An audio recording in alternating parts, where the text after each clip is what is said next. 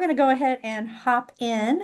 Thank you for taking time out of your day. If you have not signed in, make sure that you do that so that your library gets credit. Um, Many of you, I found out, had last Friday off. I was a little irritated because I had to work. So if you had to work, I'm feeling it with you. If you got the day off, good on you. I hope you did something did something fun. All right, so let's jump in. Um, I have been encouraged to remind you to remind your staff. So it's like I'm reminding you and you pass it on. Um, when you are pulling up a patron without their library card, so they come in, they have their ID, I don't know, whatever. When you are pulling them up without scanning that actual library card, please double check that you have displayed the correct patron, especially if you are searching if your computers are set to do all of Missouri Evergreen. We had a situation where a hold was placed for a patron at one library, um, and it should have been placed for somebody at another library. So it wasn't even like two people in the same system, it was between libraries. And so I would just encourage you to um, have your staff verify something, that we have personal information. It doesn't have to be, you don't have to ask their birthday, but is this your correct address or something like that, your phone number, whatever you would choose to do. If multiple people come up with the same name, we really need to be verifying something before we go on and do anything else with that account. So that's my little reminder. It got straightened out, but it was frustrating for the patron who suddenly had this hold on their account that they knew nothing about. And it was frustrating for the patron who actually wanted the hold and it didn't appear on their account. So, I don't think it's a bad practice to verify your patron every single time, even if you swipe a card. Because I have swiped a card before and it missed the last digit and opened up another patron. oh, And I knew the patron, luckily, but if it had been anybody else up there, they would have not realized they were in the wrong account. So there's nothing wrong with saying when you scan the card or enter it, say Susie, and they say, no, my name's Sally. And I'm like, oh, well, let me, blah, blah, blah. There's nothing That's wrong. exactly how I teach my staff to do it. Is Yeah. just to kind of say the first name as a question, like it's Yep. just a casual way of like, we want to know who you are. Right. There's too much Um, fraud going on today. And there's nothing wrong with doing that. If it was a credit card and you were at a store, somebody else could be using it. I've sent my husband with my card a few times. Do you know what I mean? And nobody questioned it. If they had, he would have had to come back home or use another card. Anyway, that's it. I it's will because say. they know you, girlfriend. Just have if Gary were to walk into a Cass County library, they would let him do something too. I'm just saying, but uh, all right. So just encourage your staff to do that, especially when things are busy and hectic during summer library program. Man, I don't know about you guys, but things are hopping in Cass County, and nobody intends to make these mistakes. It just happens accidentally. But for patron satisfaction, let's just add that little step in there. Um, Moving on, regional circulation training. I have included the link to um, the survey that we sent out. Thank you if you are one of the ones who have um, responded to that. There's starting to be with the responses that have come back in. There's starting. I can see some recurring things that we definitely want to hit, but we really, really, really want to tailor our time to meet the needs that libraries actually have, as opposed to just us, oh, let's do this or let's do that. Let's focus in on what libraries really feel the need is. So you still have time to fill out that survey. So And it does not just have to be the CERC contact who fills this out. It could be some of your frontline staff who fill this out. It could be your director. It could be your cataloging department. Anybody can fill this out if they are at all um, involved with CERC to where we can hit the things that we need to hit. So we have talked in the committee, and the committee members, multiple members, will be presenting at each one of the trainings. It won't just be one person. We'll kind of divvy that up so you don't have to listen to one person drone on for the whole um, day. We will be meeting between now and the July meeting to kind of go over the results of that survey and then kind of plan how the day is going to look and schedule who's doing what at each, which I mean that's just on us, but hopefully by July we should have some kind of at least tentative agenda of what we're going to be covering, and we should have hopefully all the why can't I think of the word? Registration information. Um, Cass County is going to be blessed on Thursday because Liz, our consortium cataloger, and Kate Coleman, the president, is going to be visiting us. And so I'm going to try and, um, yeah, try and hit Liz up for some maybe the way that they did cataloging signups. It sounded pretty easy. So hopefully if she can set me up on that, maybe tell me how to do all that on Thursday, then we can start getting out the registration information to you as quickly as possible. So, oh, I see, Liz is saying she's, all right, that's great. Well, I'll hit you up on Thursday. So, um, questions on that? Okay, good. We are working on it. It's just when it's by committee, it's a little bit harder than just one person saying, oh, let's do this, this, and this. It takes a little bit more organizing. So, um, I have sent this next letter D. I have sent this out to the CERC committee the other day, but I have not heard back from everybody. And so a request was turned in to Equinox, and then Equinox called me and said, can we do this? And I said, well, who made me the arbitrator of this? Let's take it to the CERC committee and see what we think. So the request was for frontline circulation staff to be able to pull up a patron's account who is in a hold group, be able to go over to other, across the top, it's checkout and edit and all of that. Over in other, one of the things you can click is hold groups, and it will display and tell you what hold groups you are actually registered in, and it will give you the ability to remove somebody from a hold group who no longer, for whatever reason, desires to be in that hold group. So it requires that we add this permission is called admin user bucket to permissions. So to add it to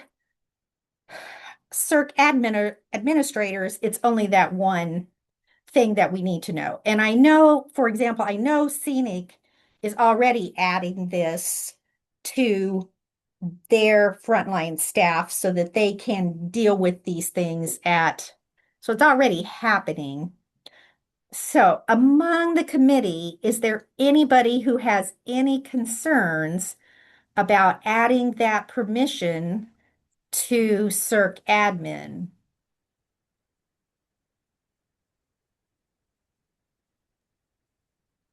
Okay. Maybe I need to do it the other way around. Is everybody, are you in agreement with um, adding that in to CERC admin?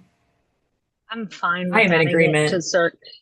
And it's Okay. their own Yeah, I'm fine with patrons it. was my question. Their own patrons. It would be when it goes in, Equinox would do this and it would just become part of that stock, baseline cert admin permissions. So you could use it if you wanted, if you don't have whole groups, no difference than what you already are before.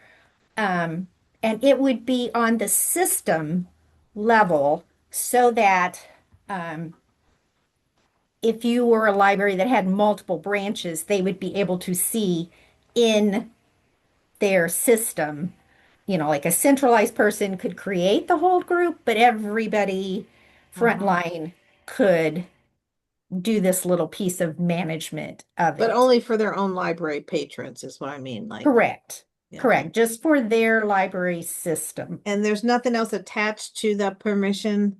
There's just the one thing. Um, well, user buckets there are multiple permissions already in Circ admin for using Mm. user buckets. And so it's just adding this one little piece that's going to let you see that part of the whole group process. Okay. We don't use whole groups. We're talking about it though, so I want to kind of know everything. But Yeah. I don't have a problem with it. So I think what I'm seeing is that everybody is agreement with me talking in agreement with me talking to Equinox and saying go ahead and doing this for Circ admin, but not circulators who do not already have all of that user bucket capability. So, okay. Woohoo. That was easy. All right. On to um, point E. We had yesterday I received an email from a library director saying that they had a so you run your pull list in the morning. And they had over 30, I think, items trying to go to one particular person at another library. And this is a smaller library that brought the concern because it's like stripping their shelves of things on this topic. And I think what happened is that they probably were in a hub with the library that this patron belonged to. You know how it always pulls from your place first and then people in your hub? Um, so one thing I might encourage if it's a staff member, I don't know if it was a staff member or a patron. Um, if you are pulling tons and tons of things on a particular, not tons and tons, quite a bit of information, material on a certain topic, you might consider this might be a chance or consider placing some copy holds so that not everything goes to people in your hub. Do you see what I'm kind of saying? Typically, I'm not a big advocate of copy holds, but making sure that you spread the joy a little bit so that one library is not stripped of all their information on a certain topic. Can I, So then go sorry, ahead. can I ask a question, Rhonda? Yeah, One, did the patron place these holds themselves? I do not know. Okay. And the other question was, does this library have limits on their own patrons where like they can't borrow so many of a certain type of item? Yes, Um, I I they Okay. don't do. know. Okay. Yeah, I was Lee, do just you want to? curious Yeah, Lee, do you because want I to know some chime in here? libraries do. yeah. Yeah, the patron, we pull up each of our patrons that are on the pull list. We check, make sure all their stuff is in, good standing. I mean, we hold them just as accountable that we hold our patrons too. And yeah, this particular person wanted like literally probably about 50 of our Hardy Boys. And yeah, we ended up, they had 172 holds on their account. I don't know if a staff member did it or the patron themselves. But yeah, they had 172 holds on their account. Well, then when we checked yesterday morning, because there was still like 15 or 20 still on our holds list, uh, that we were like, okay, well, we sent 10. I mean, that's reasonable. And yeah, well, then we checked their account and literally 150 some books were coming to that patron from other, not just us, but other libraries that had pulled that. So we called the library and we're like, are you aware that you're going to be in receiving like 150 books for just one patron? And apparently they did not know that. And so I quickly the holds disappeared off of our pull list, um, that were the still remaining books. So I don't know if they suspended the holds till, um, you know, the patron had, got some of their books or something. But yeah, I didn't know if that was like if everybody had a limit or if there was I, I mean, our hold list is like 10. So like is the limit that they can put on hold at one time. So, I mean, I it was kind of scary because it was like that's like the entire Hardy Boys collection that we have. Like, so yeah, I just didn't know if anybody else was experiencing that or needed to be aware of that. We had an issue at Polk County where we had to put in a Equinox request because for some reason we have like a 10 limit hold, Hmm. and a patron was able to put like 40 items on hold and they all showed up, and it was something to do with our hold settings. They got turned off, and so we ended up putting in an Equinox request to get that 10 item hold put back on our patron accounts. Reestablished. Yeah. Yeah, Well, and I'm I not did a sure quick that the check library yesterday. Go I ahead, don't Lee. I'm like I don't know if the library was part of our hub. You were saying about the hub. Yeah, Um I don't I don't really know if they were part of our hub or not. So, and I think it could that's have been one of those where like maybe like in cataloging especially right now of like maybe they were because it kept saying on our end that like there was only like two or three potential holds, items to choose from. So I'm guessing the bib record is probably one that probably needs to be merged to allow for other potential. Um, probably. so, but yeah, I mean, it was like all Hardy Boys, Franklin W. Dixon, all the way down. It was like 60 some items last week, and that was other items too. But yeah, it was a lot. And I'm like, no, other people have to read those. Well, I did a quick check yesterday, and obviously I didn't check every single library, but I would say the majority of libraries do not have a set maximum holds per person number in their settings. You can put a maximum number in because Cass County does have a maximum in. It's bigger than 10, just because we have quite a few um, teachers and things like that that want to use our material. But it is something that you could, if your library chose to, go in and limit how many you could check out. So I saw anything from 5 to 100 of what I saw. But like I say, I did not check every single library. So, okay, questions or I mean, does anybody else have any other ideas of ways to kind of, and I do think it possibly could be that cataloging.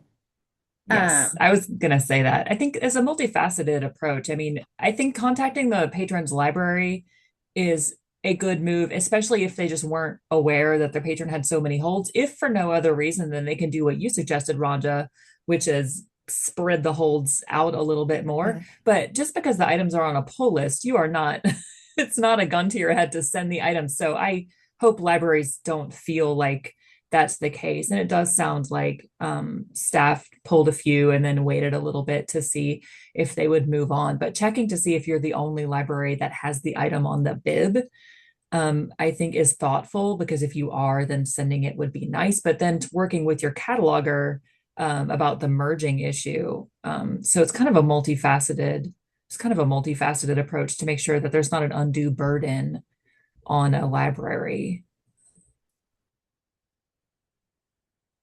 I mean, because honestly, one of the beauties of Missouri Evergreen is resource sharing. I don't have it at my library, but you do, and you're willing to share. It's just, I don't necessarily want to share all of my Hardy Boys or whatever. So, Well, and the thing that's interesting to me too is, when I first heard this scenario, I was thinking like nonfiction, somebody's fallen down a wormhole or whatever. But like, are they going to read all of those in the checkout period? I mean, is this an adult who's like speed reading through all of the Hardy Boys books? And maybe libraries might have a situation where they don't realize that, oh, I didn't set a whole limit, or we did and now it's gone. Yeah. Yeah, I usually take into account, like, is it a family on one card? Is it, um, and it was just like, oh my, and like the whole like 170 holds that they had was like almost the entire series. And I'm like, don't think you're reading that in 30 days. I mean, you can be good, but I don't know if you're that good. well, unless it was a staff member ordering in, like, and they're doing some kind of display, I don't know. But even then, it's like I'm trying to get the most of my stuff. I mean, Cass County pretty much has a rule that, if you don't have it at your branch or it's not in Cass County, then it's probably not going to go on display. So, but yeah. Oh, could this somehow be looking for collectible items? So that's an interesting thought. Okay.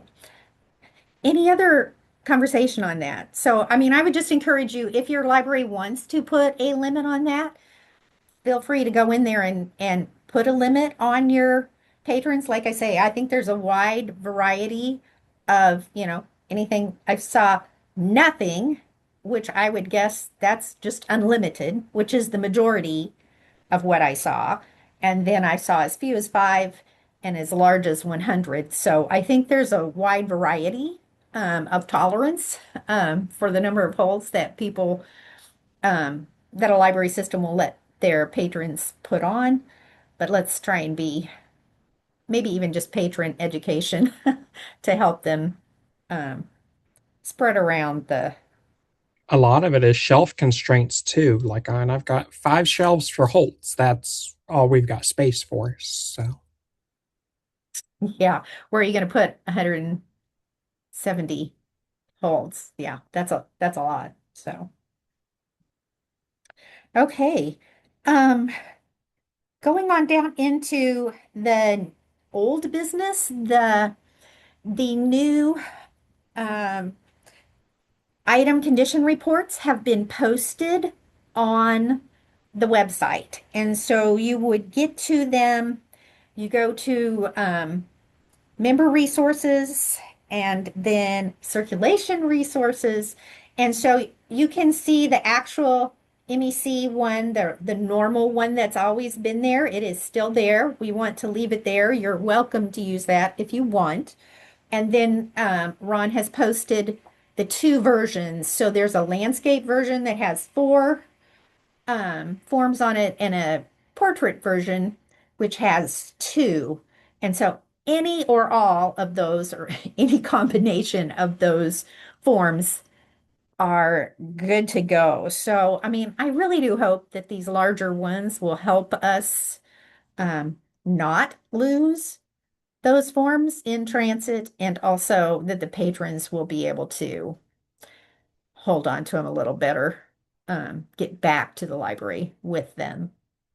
So thank you for Darcy. She is the one who did the majority of the work on that, and I think she did a great job. So anyway, what else would we like to talk about today? Anything else that you would like to bring concerns or whatever to the committee? I have a question. Can you hear Yeah, me? Okay. yeah. I'm using my AirPods. I got a Bluetooth like thingy, so I feel really fancy now. Oh, Um, I have noticed that there's a few libraries that are putting patron barcodes on their transit slips. Um, oh, yeah, so I wasn't sure if that was like a rule. We don't just because those can get lost and someone can use that, to get into someone's account. So I just wanted to put that out there that if you're doing that, maybe try to redo those receipts so their barcode's not on there. So that yeah. information, I wonder if the people who are doing that are on this meeting. Yeah, I don't know. Because that Yeah. message isn't going very far if it's just us, you know what I mean? So can you figure out who it was and we can maybe Rhonda I have a as a picture of go-to? two of them. Okay. You have contacted them? I have not. No, Okay. I wasn't sure. I wasn't sure if this was something that we were told not to do. I know we don't do that, just for privacy things, but I wasn't sure if that was like a circulation Yeah, I'm pretty sure it's a I think best it's practice. either a I best think it's guideline. a practice best or a practice. policy. Yeah. Yeah. So we really don't want patron names or, well, really any identifying Right. stuff going back and forth in transit because you Yep. just, once it's out of our hands, we don't know who can see it or do whatever they might with it. Um, we're going to trust the other library once it gets to them, but it's the people in between. So, um, yeah, Macy, if you're uncomfortable talking to those libraries, I would do it for you, or if you're Oh no, I comfortable in definitely letting them can. know. I didn't want to say anything and make anyone feel bad if that's just a me rule. No. So And it probably just something got tweaked, yeah, bumped or, I don't think anybody's probably doing it on purpose because it's been a long time since we've had this issue, several right. And if years. you get So, any sort of update or anything with your Chrome, all those receipt templates go away. So it could just be an old receipt template. I have yeah, a that could question be. though. Didn't I feel like for a while when we decided to make that a best practice, um, the default hold template had that on there. And I think we had to send help tickets to get Equinox to remove it from the default because there are people that aren't going to go in and, computer program how they want their slips to be. And so we might want to make sure that that didn't somehow get back on the default template. Yeah. I thought there was, now I can't remember where it is on the website. I don't know if Ron's on the call. He might know, but I think there's like I just remember seeing some kind of template thing on the website that was supposed to be the corrected version. Now, that does not have any of your customizations, as far as how big your fonts are or that kind of thing. But I think it had taken out that patron information. So, Yeah, there's removing patron information from transit slips on under circulation resources. oh, yay. Thank you, Macy. Yep. So it wouldn't be a bad idea for everybody to just do a quick check, that everything is still good. That's it. Thank you. Anything else?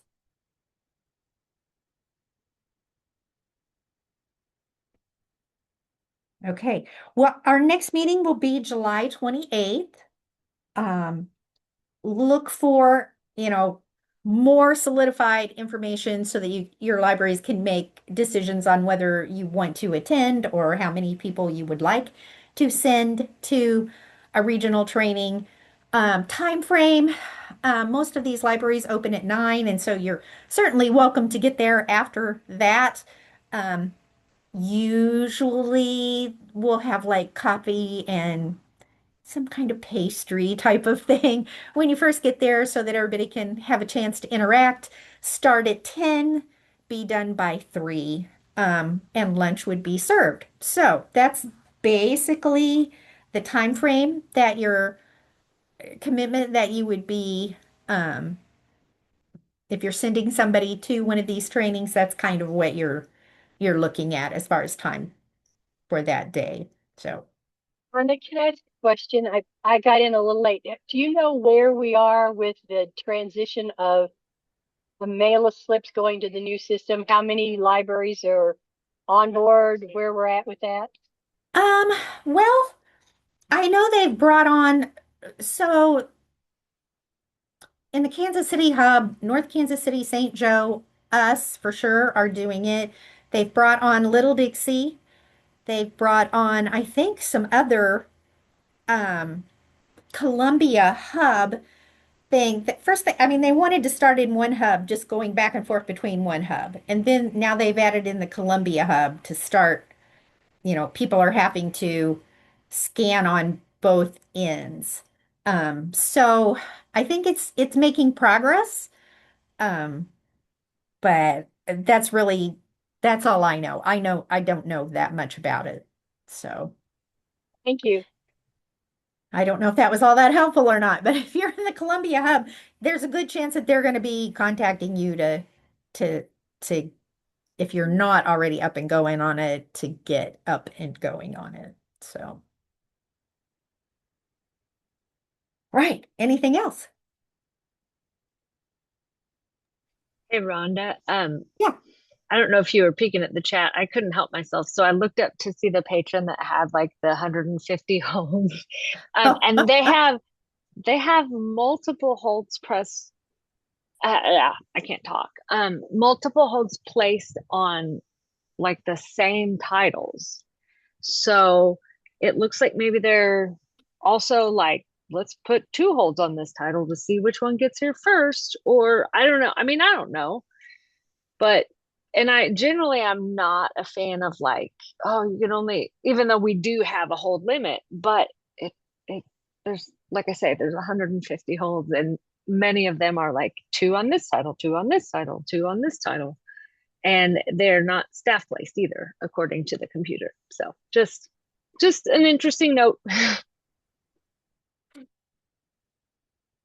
Okay. So, um, I had a patron again, if doing that with DVDs at first. She would place 3 or 4 different holds for the same title to see which one she got first because she was homebound in her defense. She was homebound and just literally could do nothing else but watch movies. But I had to go in and educate her a little bit about what that was actually doing to the libraries. But so I think probably in this situation, somebody needs to communicate with this patron, this library, whatever, there's just some good talking that needs to happen. That's a pattern that we see with some of our homeschool families too, where they'll put multiple copies of the same title on.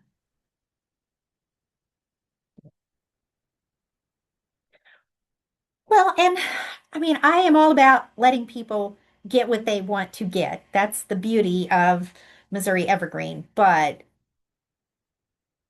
I think the patron education thing, because they're just thinking from their perspective, not what's happening in the broader MEC world. So is there any way we can get the version of the Mala label printed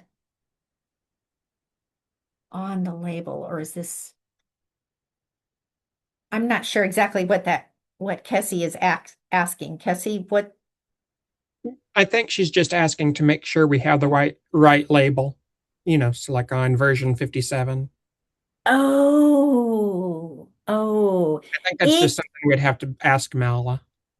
it doesn't look the same.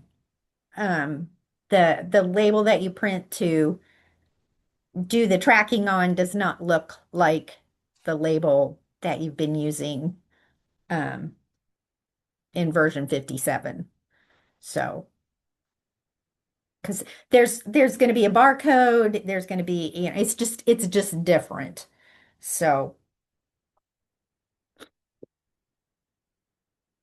I guess if you order something, well, if your library orders something from Cass County or St. Joe or um, North Kansas City, I know Little Dixie, I think, has started. So any of those libraries, you would be able to see what one of the labels look like. So, I also attended the last Mala meet and greet where they talked about it and they showed, because it's not to our hub yet, but I'm curious, I learned at the MEC user conference. And so I don't know if they're going to do another one of those sort of quasi trainings where they just kind of show how it's going to work and what it's about, but that might help. I know they're going to look different when we go to the new system. I'm not worried about that. We're in an effort to be thrifty. We save and save and save labels. And I don't think it's saving us any time when somebody has to go back through and say, does this label still work? Does that label still work? I was just thinking if it had just in the corner, like a footer on a Word document. And again, I'm talking about the labels that we download off of the Mela site, not the ones that are going to be coming with the code and all that on them. Would just save some time if we could quickly go, oh no, this is like number 48. How did this get in here? And toss it. So oh, I see. On the yeah, form, on the actual, yeah, like on the one that's on the website, if they just add a little B57 to the bottom so that we can immediately know that's the new one. And just scrap the old ones. Right now, I've got somebody who's like, this is their obsession, and they go through and compare all of the ones in our little filey folder to what's on the website because they don't want to be wasteful, but the time spent is probably not making up for the extra pieces of paper printed. yeah. I would guess they wouldn't want to do something like that because all of their energy is focused on moving to this Yeah, new I new way of understand. doing things. So and that way, then I won't send out. I mean, like as of Monday, I checked and version 57 was still right. I haven't looked at it today. So, but I think, as soon as we get this rolled out, it won't even be, it'll just be updated in the system and you won't even have to worry about that. So, okay. Anything else?